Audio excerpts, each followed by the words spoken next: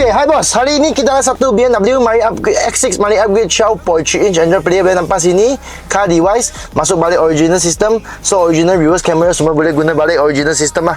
So tak ganggu original barang-barang. Okay, tekan home. So iDrive di sini pun boleh guna. Bukan di dia original player saja. So original sini Android punya version pun boleh guna. So ini yang digital meter ikut dengan original punya. So kita back. Okay, so sekarang kita tengok yang paling penting Android kita dapat apps. Okay, masuk Play Store, Google Chrome. DSP sound system memang ada lah. Plug bass ini semua ada lah.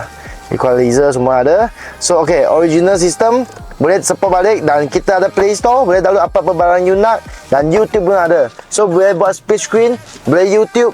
Dan sini lagi penting, dia ada satu Apple CarPlay. So sini wireless Apple CarPlay, wireless Android Auto. Nah, nampak sini wireless Apple CarPlay, Android Auto. So kalau saya tekan base, saya pun di sini, saya pun base kat sini,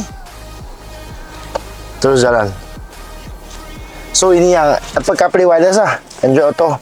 Wireless Android Auto pun boleh, CarPlay pun boleh. Okay, so player ni dia 12.5 inch ada, 10 inch ada 4GB, 8GB. So nak cari Android Player untuk BM Mercedes ada apa-apa kereta Toyota, Honda, Prodo semua, member cari saya. Saya bos ni tapi saya bukan bos.